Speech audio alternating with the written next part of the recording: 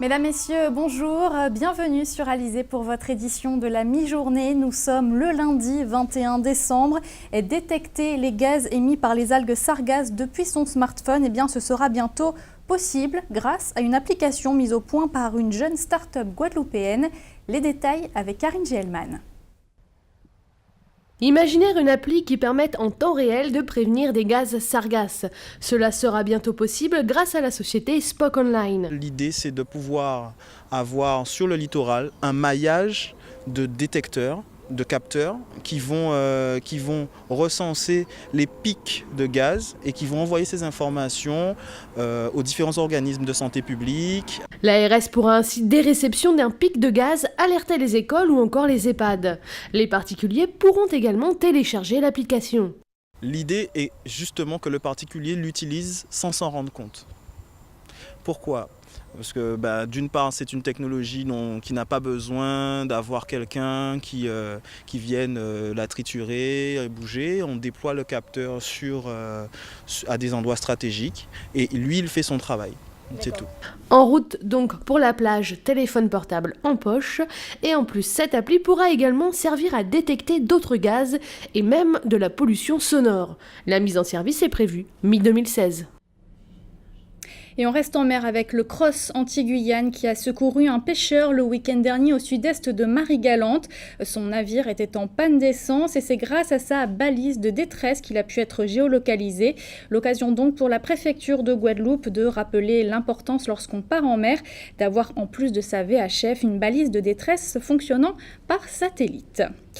Sans transition, si je vous dis plaisir, septième ciel ou encore petite mort, cela vous fait sans doute penser à un orgasme. Ce phénomène est à l'honneur aujourd'hui. En ce 21 décembre, c'est en effet la journée mondiale de l'orgasme.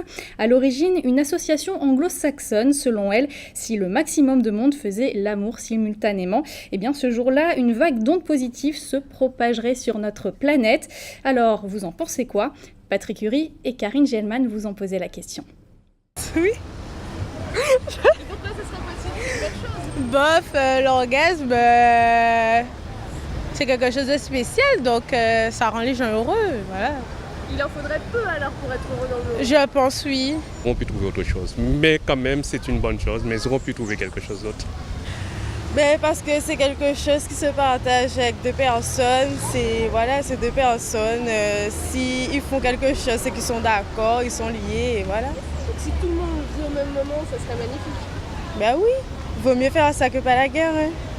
Bon, je sais ça, si tout le monde a le même organe, même foi, ça peut changer la paix dans le monde. Ça va arriver.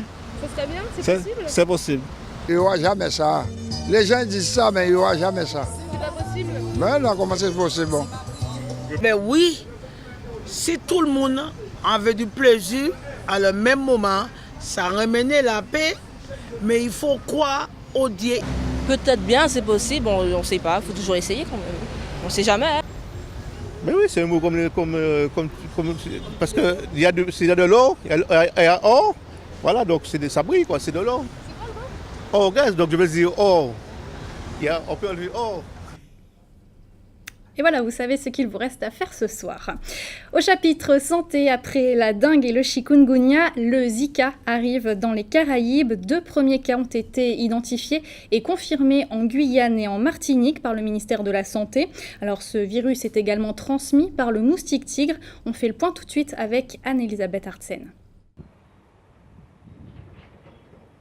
Le virus Zika circule assez largement dans la zone tropicale entre l'Asie, l'Afrique et l'Amérique du Sud. Les 2 cas détectés en Martinique concernent des personnes n'ayant pas quitté le territoire, tandis que le cas guyanais concerne une personne ayant voyagé dans la zone à risque.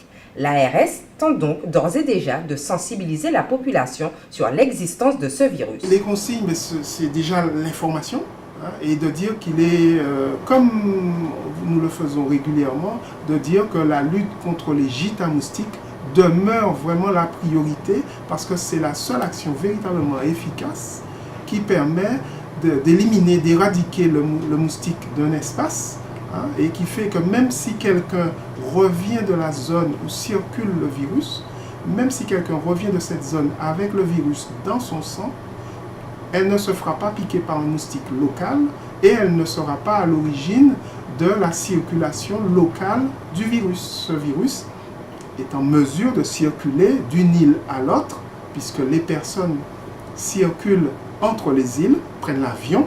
Ce n'est pas le moustique qui voyage, ce sont les personnes qui ont le virus dans leur sang qui voyagent, et à cette occasion, ils peuvent transmettre le virus à nos moustiques locaux ici, qui sont tout à fait capables de le récupérer et de le transmettre à d'autres personnes localement. Le virus du Zika, c'est un virus différent de celui de la dengue. Ils ne sont pas de la même famille, ils sont relativement proches, mais ils ne sont pas strictement de la même famille. Donc, simplement, leur point commun, c'est d'être transmissibles par le même moustique, notre fameux Aedes aegypti. Le virus Zika a déjà fait entre 440 000 à 1 300 000 cas suspects au Brésil depuis mai 2015 et 3 700 en Colombie depuis septembre 2015.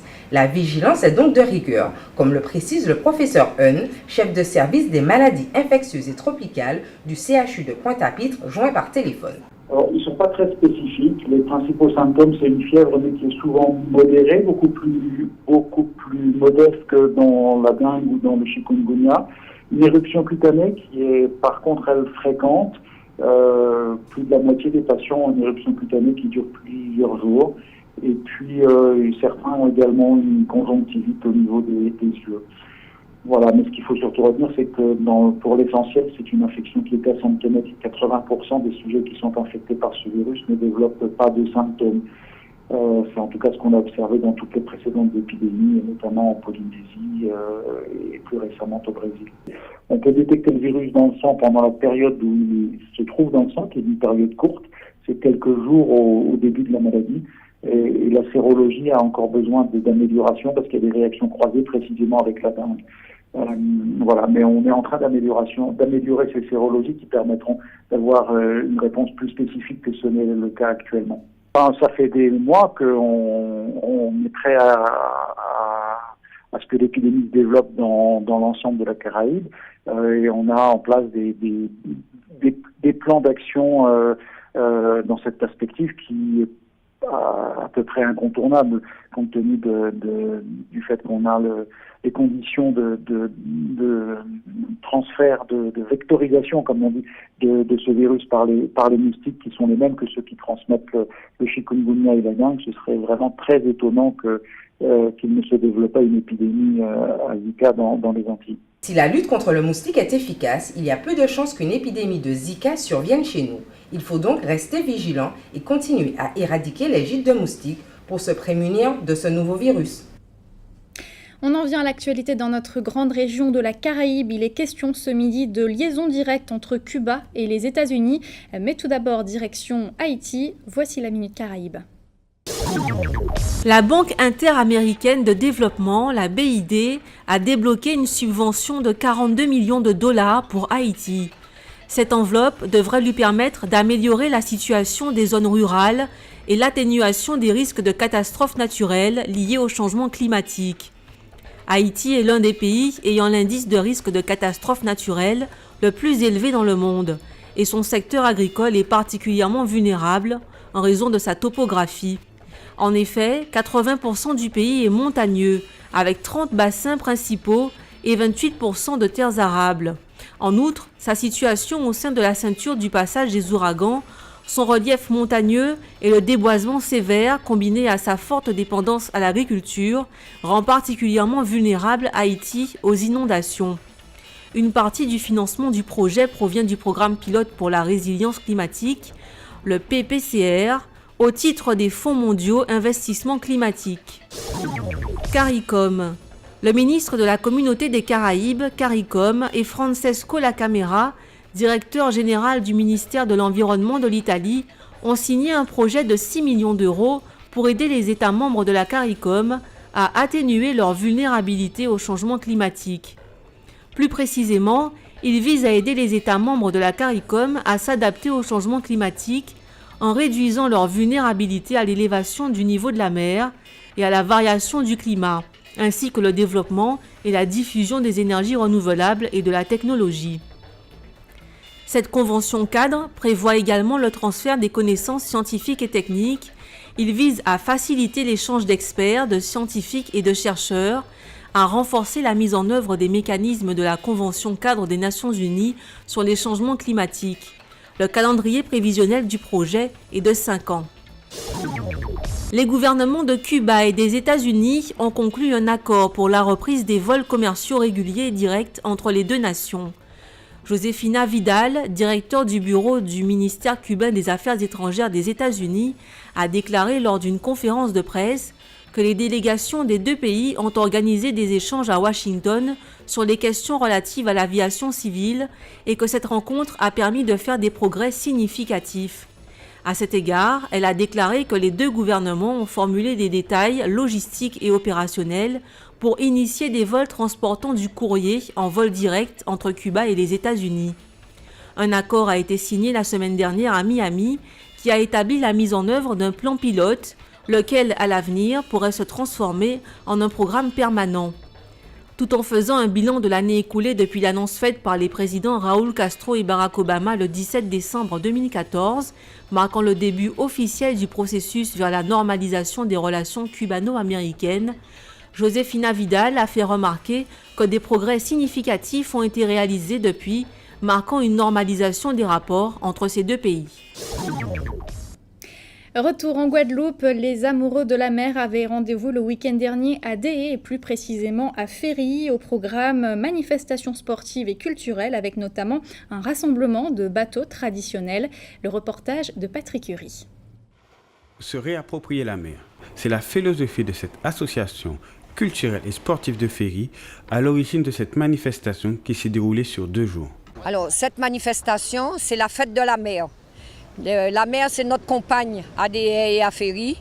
Donc nous avons voulu donner à la Côte-sous-le-Vent un petit peu de renouveau, parce que la Côte-sous-le-Vent, comme vous savez, c'est la parente pauvre. Elle est souvent oubliée. Il est très important de s'approprier surtout notre espace à nous. La mer, c'est chez nous. La mer, elle est là tout le temps, tout autour de nous. Et c'est pour un peu montrer à tout un chacun, et en particulier aux jeunes, que la mer, c'est quelque chose d'important et que les sports de mer, ce sont des sports qui sont complets. Au programme de ces 2 jours, des festivités diverses et surtout une course d'aviron traditionnelle et moderne à laquelle a été convié un club de la Martinique. De plus en plus, eh bien, on retrouve l'aviron dans les activités sportives et scolaires. Donc c'est pratiqué sur le plan éducatif, c'est pratiqué sur le plan du loisir et aussi c'est pratiqué sur le plan sportif. Alors là maintenant nous avons un certain nombre de clubs, une douzaine de clubs en Martinique et qui, la plupart d'entre eux, participent au championnat de la Martinique. Et surtout nous pratiquons l'aviron. L'aviron c'est surtout pour la santé. C'est un sport qui permet de faire travailler tous les muscles, tous les membres en même temps. Notre concurrent dans l'aviron c'est la natation. Alors quand quelqu'un voit comment on nage et que tous les paramètres du corps travaillent dans la natation, eh bien nous dans l'aviron c'est exactement pareil. Tous les paramètres du corps travaillent mais en même temps. L'association de Ferry compte bien multiplier ce type de manifestation autour de la mer, attirer des jeunes dans toutes les disciplines nautiques que peut offrir la Guadeloupe. Aujourd'hui, une course comptant pour le championnat de voile traditionnel de Guadeloupe a été lancée, de quoi ravir tous les amoureux. Gros succès hier pour Joua Tradition à Jarry. Près de 180 exposants ont pu présenter leurs produits dans ce gigantesque marché de Noël. Parmi eux, Christian Lomba, un véritable artiste qui travaille l'émail par l'art du feu, une technique vieille de 400 ans. Son portrait avec Muriel Barlagne. Il fait fusionner l'or, le cuivre ou l'argent avec de la poudre de verre à très haute température. Christian Lomba est artiste émailleur. Avec cette technique, il crée des bijoux, des tableaux et des objets décoratifs. L'ancien employé de la Poste s'était promis de faire de sa passion son deuxième métier. Aujourd'hui à la retraite, Christian Lomba a entamé une seconde vie grâce à l'émail d'art. Je faisais partie d'une association à Paris 11e et je me suis inscrit au comité des émaux. Et là, j'ai découvert et ça m'a tout de suite pris. Et je n'ai jamais lâché les émaux depuis 1972 jusqu'à ce jour. Parmi les créations de l'artiste, il y a quelques clins d'œil à la culture locale et caribéenne, mais aussi des pièces un peu plus abstraites. L'idée, proposer des objets uniques. C'est le goût de créer des choses qui puissent plaire et permettre aux gens de porter des bijoux en toute sécurité, c'est-à-dire qui ne sont pas d'or, mais qui ne sont pas tout de même ordinaires. La dernière collection de Christian Lomba était présentée à la 12e édition de Joux à Tradition, l'un des plus grands marchés de Noël de la Guadeloupe. L'occasion pour l'artiste de partager sa passion avec un large public. Cette édition touche à sa fin, mais avant de se quitter, on va jeter un rapide coup d'œil sur vos prévisions météo pour cet après-midi en Guadeloupe. Ce sera une alternance d'éclaircies et de passages nuageux, voire même pluvieux. Les températures, elles, seront comprises entre 27 et 29 degrés. C'était le journal de la rédaction. Merci de l'avoir suivi. Édition que vous pouvez d'ailleurs revoir sur notre site internet le www.alizé.com. Dans quelques instants, une météo détaillée de notre région, suivie du journal de TF1 et puis votre téléfilm Une seconde chance pour Noël. L'actualité locale et régionale revient ce soir à 19h. En attendant, bon appétit et très bon après-midi sur Alizé.